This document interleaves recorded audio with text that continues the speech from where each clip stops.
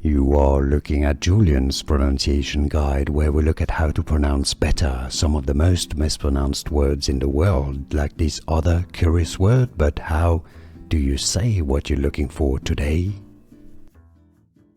Let's learn how to pronounce this word in English. Confusing spelling, but the pronunciation is fairly straightforward. Both British and American pronunciations are similar here in English. Let's break it down. Equivocal, equivocal.